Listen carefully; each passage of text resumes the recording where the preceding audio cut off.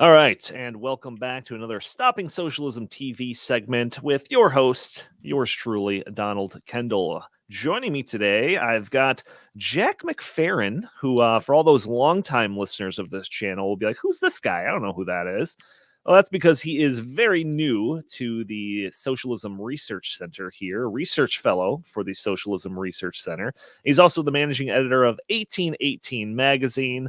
How is it going? You'll probably be a frequent contributor to videos like this. How's it going, Jack? It's going well so far. Yeah, this is my third week officially on the job, but I was interning in the fall, so I've been connected here for about 6 months. But I'm off to a good start. Oh, absolutely.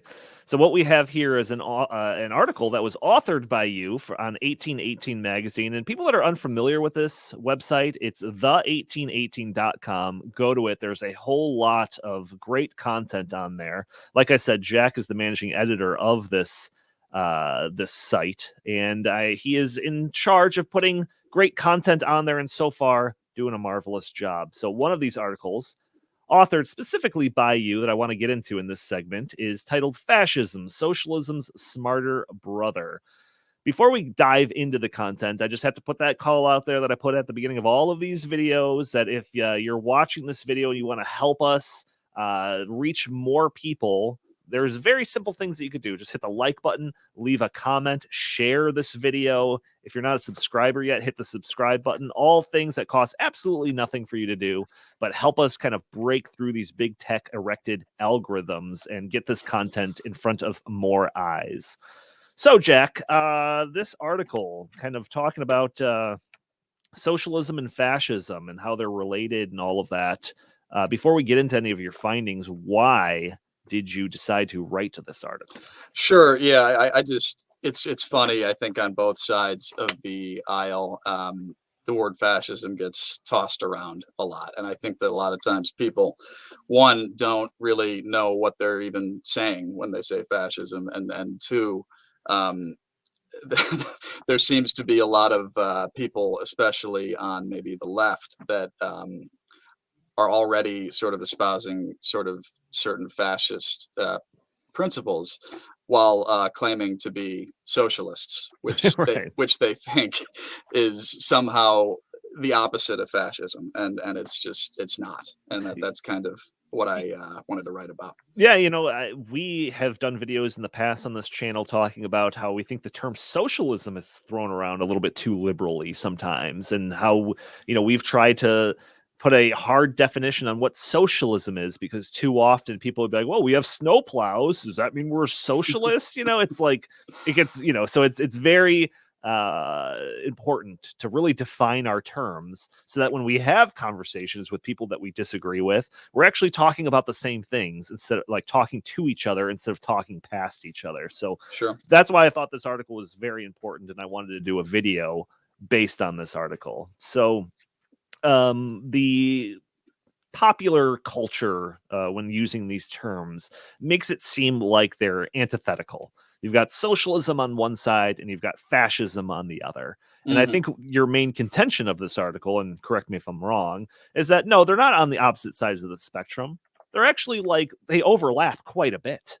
So let's They do. take us through some of the defining our terms here. They both basically um, have an authoritarian controlling interest at the top that attempts to control all of society.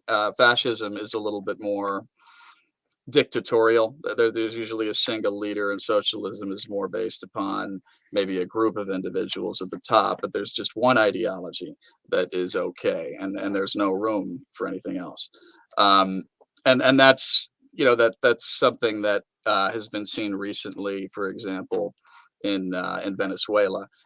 That's what brought Hugo Chavez to power. We don't need to get into the Venezuelan experiment too much, but the economy completely collapsed. But worse was the human rights abuses based upon the repression of any dissent against his rule. And of course, Hugo Chavez was a socialist, a communist who was bent upon revolutionizing a capitalist society to redistribute money to the people. Well, you said you don't have to get too deep into the Venezuela thing, but your article has a number of different examples throughout history.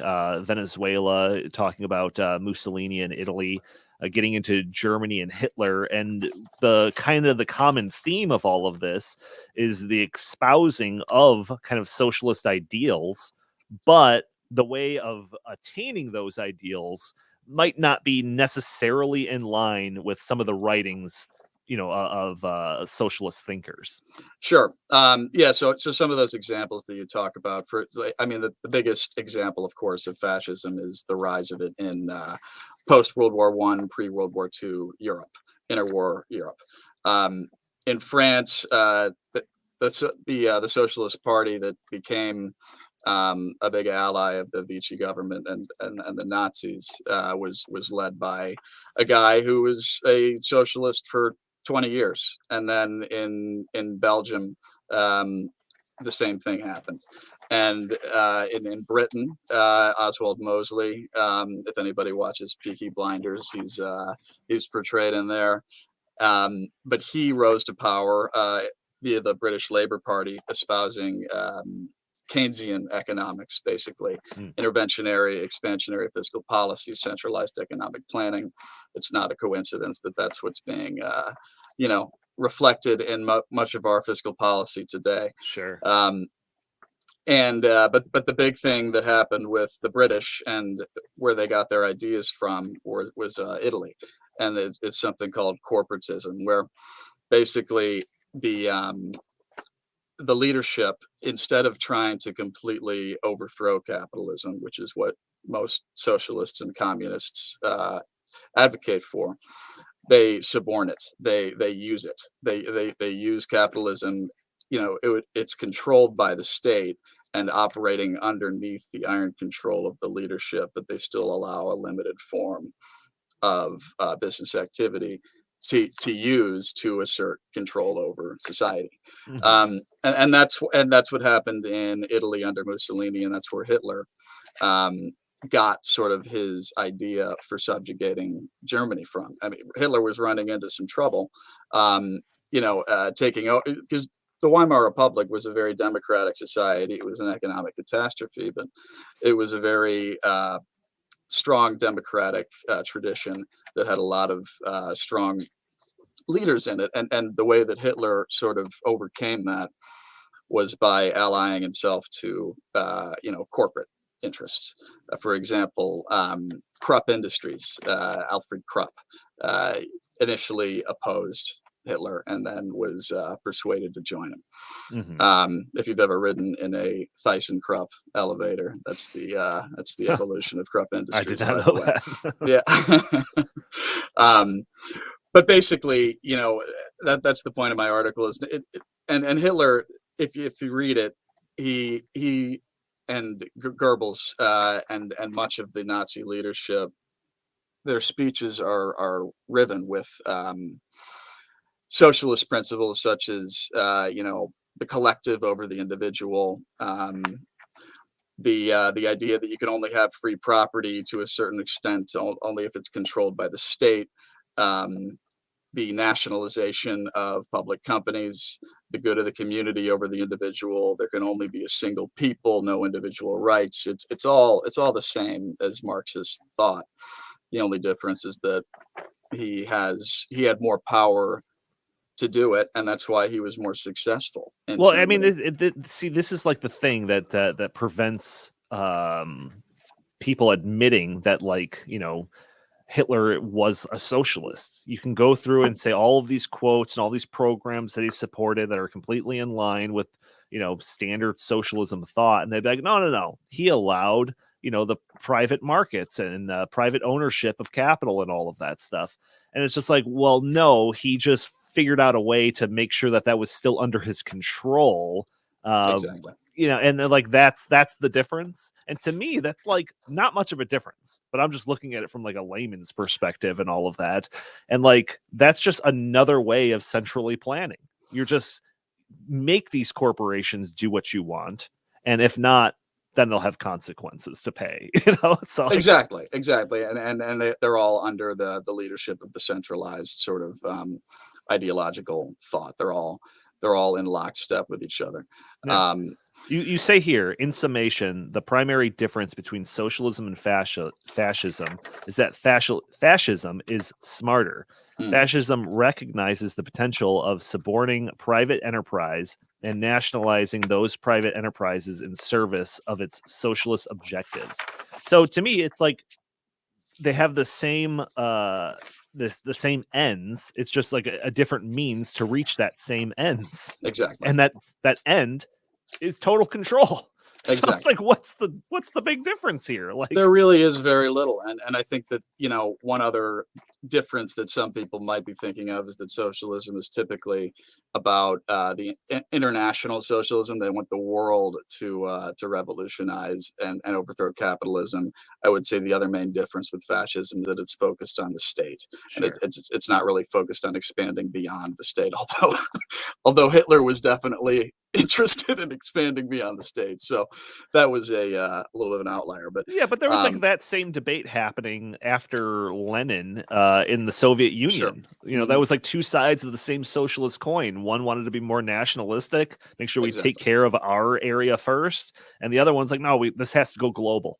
So it's like that It's argument there's so many exists within contradictions socialism. Yeah. within, exactly. And but by the way, Lenin, um, this reminded me, Hitler has been referred to by an author as Lenin's younger brother, Oh God. which I thought was a an apt comparison. Um, yeah, but it is interesting because there have been more examples of socialism and communism, but none of them have ever succeeded. The most obviously glaring one was the USSR, but the USSR collapsed without a war, needing to be fought against it.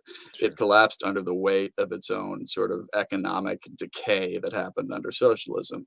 Fascism, it took the combined might of the entire free Mm, world to bring it down, mm, and that's because it was propelled and sort of supplied by big business, right. and uh, and that's what made it strong. Still retaining some of those market forces and just kind of angling it towards your agenda as opposed to just trying to reinvent the whole system from the top down. Exactly.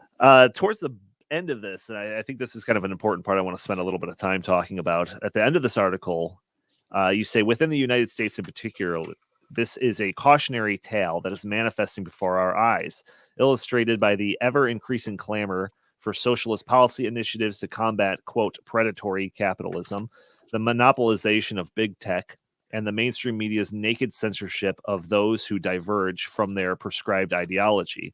Yet, it is the leftist alliance with Wall Street and corporate stakeholders, as evidenced by the advent of ESG scores and the normalization of corporate social responsibility, that provides the greatest cause for concern. It is eerily reminiscent of the corporatism formerly inherent to Nazi Germany and fascist Italy.